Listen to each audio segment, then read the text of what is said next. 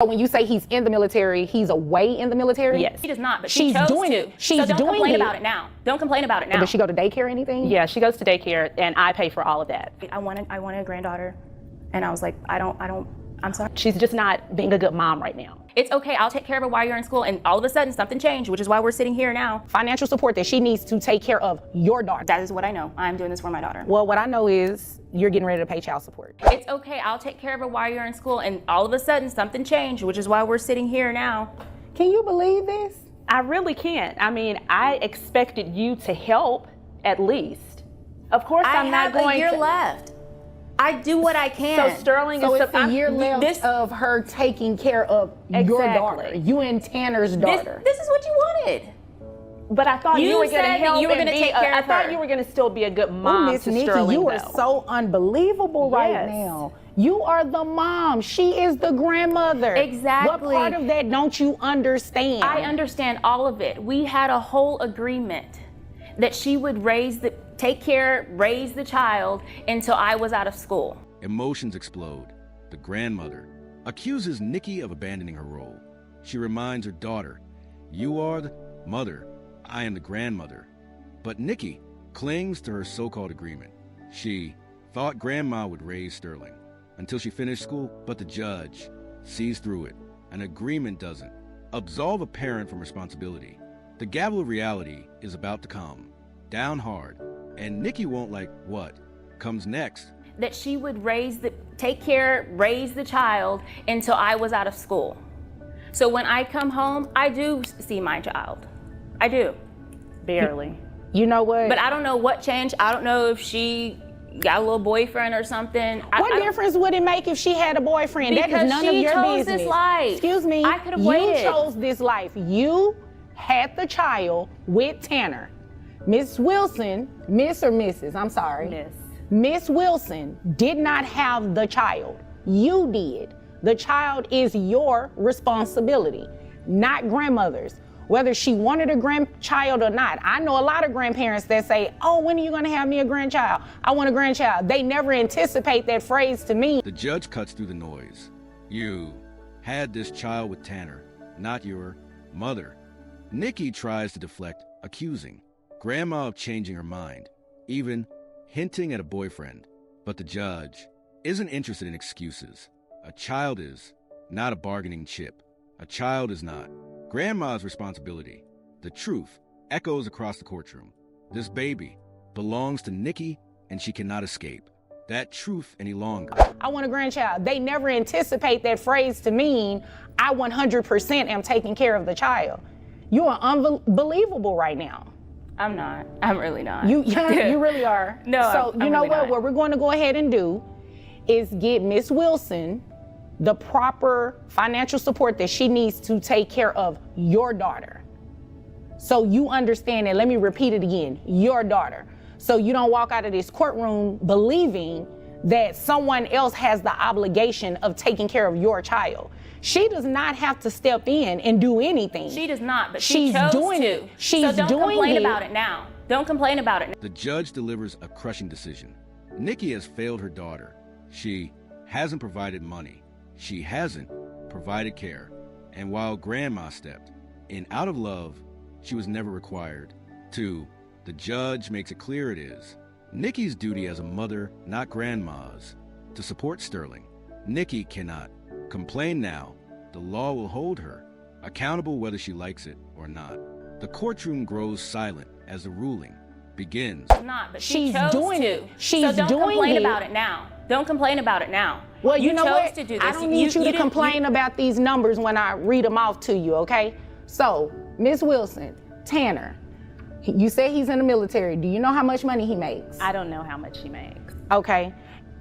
Health insurance. I know typically they have decent health insurance in the military. Do you have any idea of how much that costs? About 108. Tanner takes care of that part. Okay. Tanner takes care of that, so let me just make sure I make a note of that. All right. And mom doesn't do anything. Nothing. Numbers start hitting the table. Daycare costs $800 a month. Tanner, the father, is in the military providing health, insurance, but Nikki, nothing, not one. dollar has been contributed by her.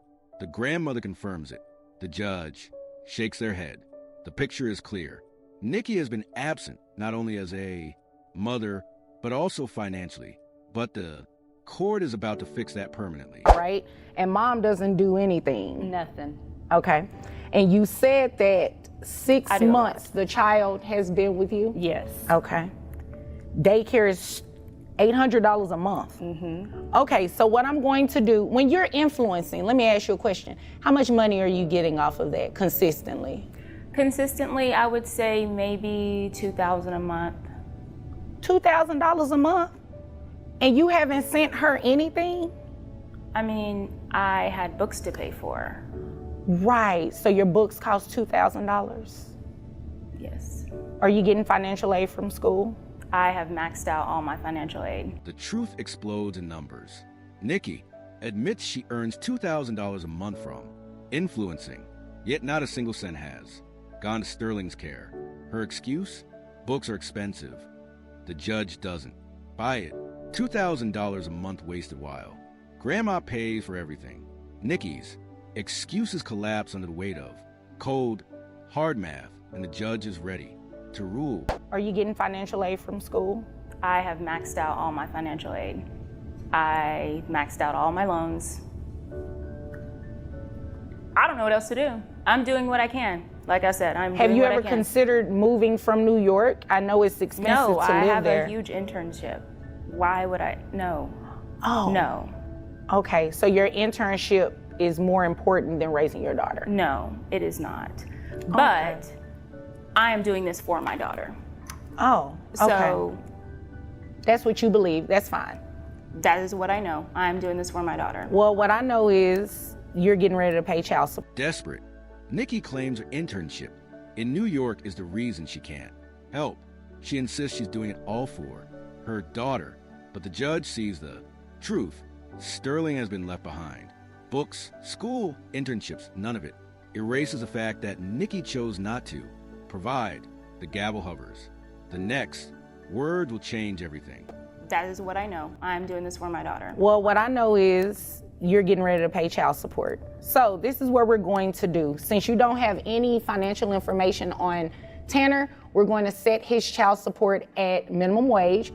We're also going to set your child support at minimum wage, okay?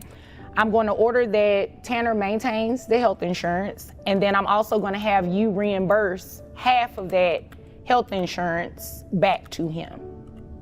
So, excuse me, no, not reimburse half of it. You're going to reimburse the back pay, because I'm going to order you to pay back pay as well. She said 6 months. So Tanner is going to maintain the health insurance at 108, okay? The ruling lands. Since Tanner's income details are unknown, his support will be set at minimum wage. Nikki's too. On top of that, Nikki must pay back support for the past 6 months. The grandmother finally hears the word she's been waiting for. Nikki will be held financially accountable, but the numbers haven't been read yet, and they may stun Nikki into silence. Said 6 months. So Tanner is going to maintain the health insurance at 108, okay?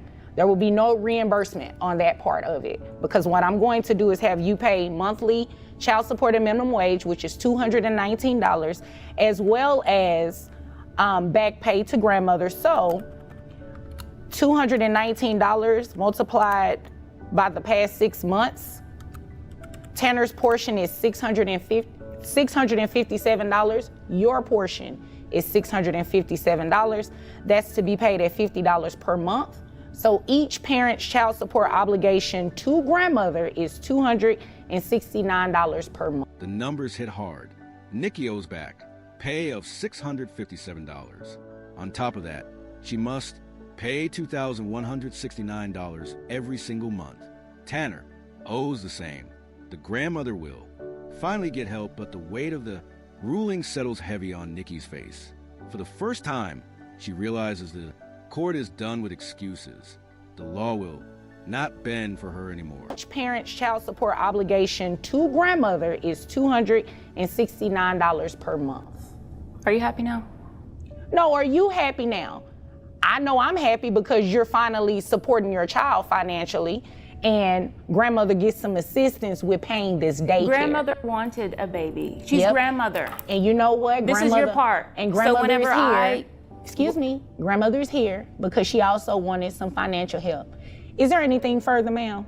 No, we're done here. Oh, obviously. Is there anything further? No, thank you very much, Your Honor. You're welcome. If there's nothing further, you all are dismissed. The case ends in tension.